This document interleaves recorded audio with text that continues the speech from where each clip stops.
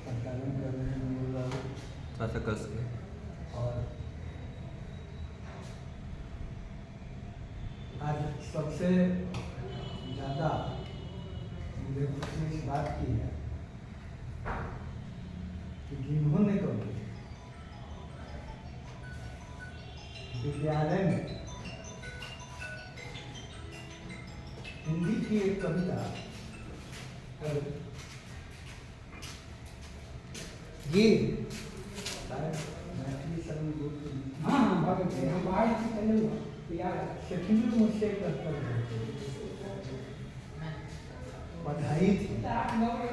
आज उनके समक्ष बोलने का अवसर उनको मिला, ये हमारे लिए गौरव की बात है।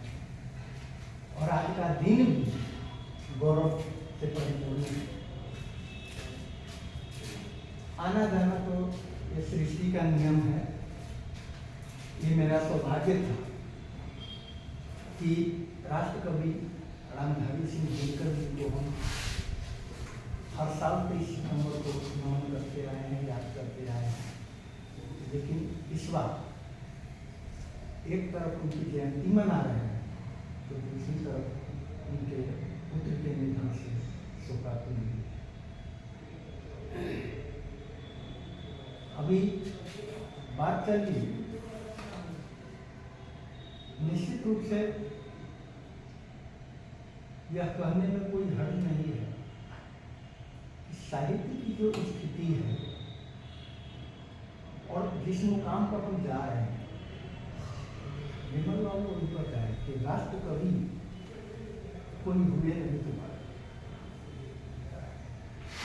दूर दूर तक अगर साहित्य स्थिति का अगर छान मारा जाए तो वर्तमान परिवेश में ऐसा लगता है कि फिर कोई राष्ट्र कवि होंगे तो नहीं, और अब तक कोई नहीं है तो पूर्ण विश्वास लगता है। हाँ, अब जिस तरह से कोई मुख्यमंत्री से सम्मानित फलाने हो जाते हैं, कोई राष्ट्रपति से सम्मानित हो जाते हैं, इसी तरह से अगर वो परिपाटी आ गई साहित्य की दुनिया में और कोई राष्ट्र कवि भी बन करके दिनकर जी के बाद हम लोग के समक्ष आ जाए, यह एक कलर है। और इसका कारण जहाँ तक मुझे लगता है कि पढ़ने की परिपाटी जो है वो लोग पढ़ना नहीं चाहते, बिल्कुल नहीं पढ़ना चाहते। और जब से इसका आगमन हो गया तब से तो और बनता रहा। कुछ भी सर 2-4 पंक्ति इस पर लिख देना है, लाइक गिनते जाना है, डाले उस समय से रात के सोने के समय मिनट टू मिनट खोल करके देखना है कि कितना। जिसका लाइक ज्यादा मिल गया वो पंक्ति सर्वमान्य मानी जाती है। ये हाल हो गई है साहित्य। दूसरा है, देश में कवि हैं, बहुत बड़े बड़े कवि हैं, बहुत बड़े बड़े साहित्यकार हैं, लेकिन यह भी इतना ही सत्य है कि व्यवसायीकरण ने उन्हें भी अपने आगोश में जकड़ लिया है।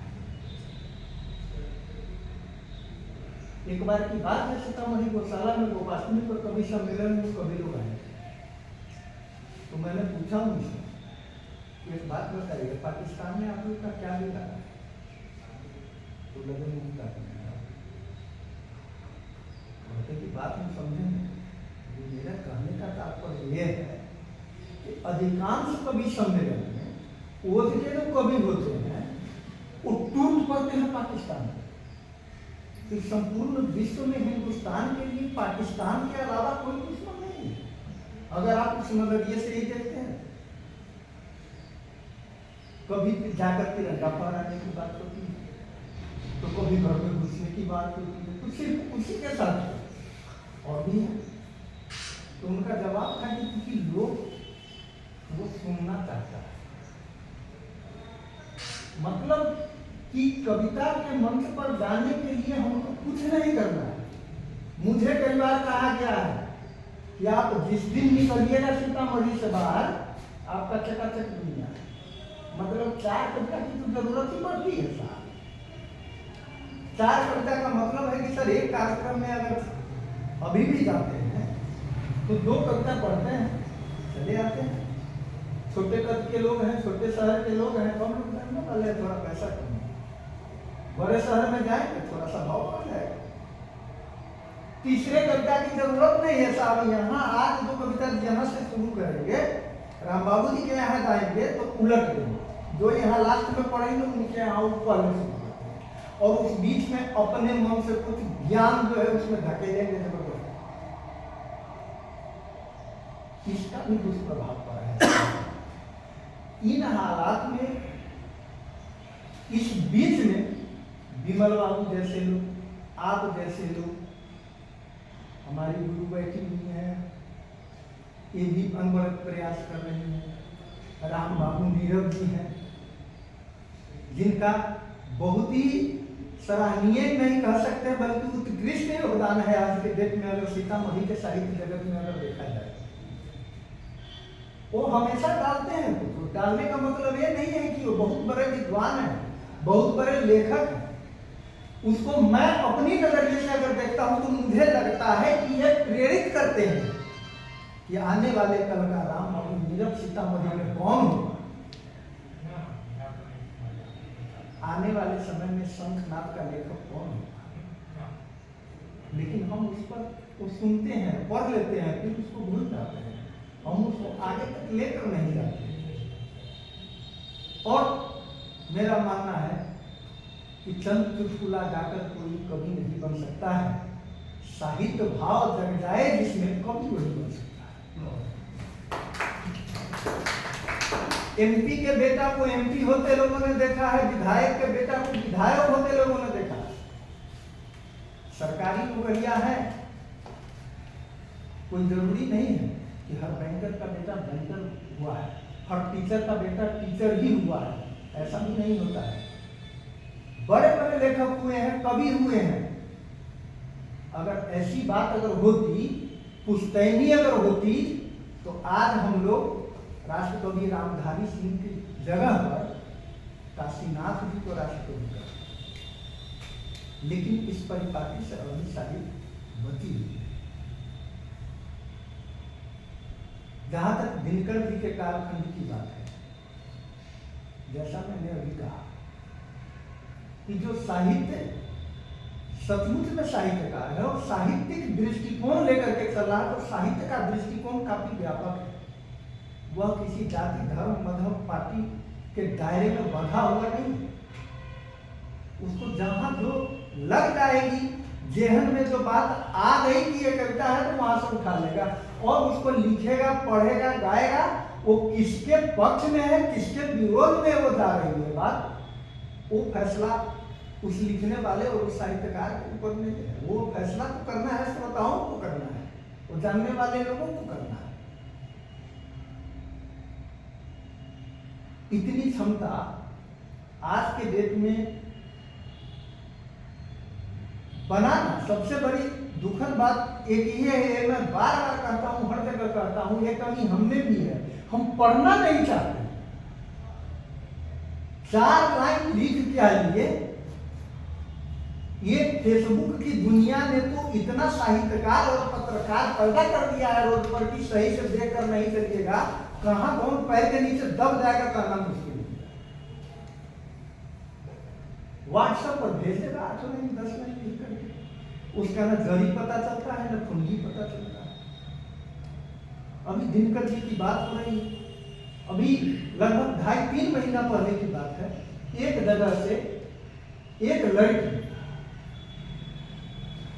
महादेवी वर्मा जी की पंक्ति करके और थोड़ा सा मैं लेट हुई तो लेट हुई, मेरे ऊपर कोई लेटा था, ममता बस इसे चुरा न सकी, वह नन्हा मेरा बेटा था। चाहिए पंक्ति है आज की पंक्ति, और इस पंक्ति के साथ छेड़छाड़ करते हो तुम कहते हो कि मैं साहित्यकार बन जाऊंगा, अब मैं कवि बन जाऊंगा।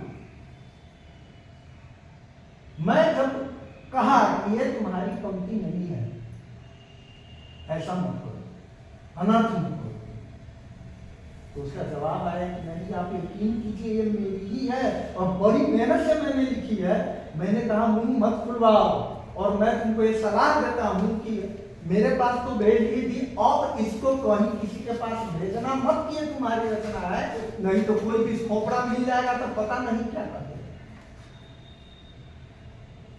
आज से 30 साल पहले मिथिलांचल में कोई अच्छे साहित्यकार कवि थे जिन्होंने शादी विवाह के अवसर पर पढ़ने के लिए एक स्वागत गीत लिखा।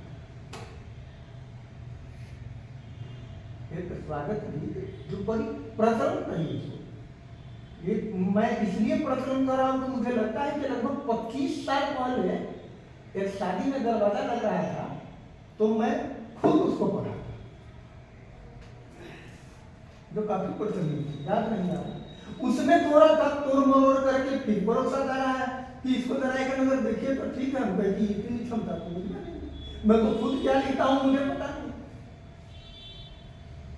हमको ये जानना होगा, अगर हम साहित्य का विकास चाहते हैं, साहित्य की दुनिया में अगर हम अपना विकास चाहते हैं, तो हमको साहित्य को जानना होगा, समझना होगा, हमको साहित्य को पढ़ना होगा। दिनकर की रश्मि रथी, कुरुक्षेत्र, उर्वशी, ओंकार, जितनी भी पुस्तकें हैं, असंख्य पुस्तकों का ढेर यहाँ भंडार लगा हुआ है, पढ़ना पड़ेगा। आज क्या कारण है? आज अगर सही मामले में अगर कहा जाए, अभी विमल बाबू अगर इस मंच से अगर यहाँ से पढ़ते हैं, अगर किसी एक कवि की कविता को और कहा जाएगा कि भाव जरा बता दीजिए, तो 50 लोग बैठे होंगे, उसमें से 5 लोग उसका भाव नहीं बता पाएंगे, क्योंकि केवल वो उस पंक्ति पर ताली बजाने के अलावा कुछ कर ही नहीं सकते, क्योंकि उनको पता ही नहीं कि इसका मतलब क्या होगा, इसका भाव क्या निकलता है। लेकिन वो भी आज साहित्य के अगली कतार में चल रहे हैं। मैं एक कविता पढ़ा था, राम बाबू जी भी थे संजोग से साथ में, बेगूसराय में दिनकर जी की जयंती पर कार्यक्रम था। तो जब वहां से निकले थे तो आयोजक ने कहा कि बहुत अच्छी कविता है, दिनकर जी पर इससे बेहतर कविता नहीं हो सकती, ये आपकी अपनी रचना है। हम कहा आप तो विद्वान हैं, भाषा शैली से आप समझ रहे हैं, तो इसीलिए तो मैं पूछा। हमने 9 आप सुने होंगे कहीं, और 9 मेरे अलावे सुनेंगे कहीं। अगर सुनते हो तो समझ लीजिए कि किसी ने कहीं से नकल कर लिया है, क्योंकि पढ़ता तो कई जगह हूं, कोई नकल कर ले अलग बात है।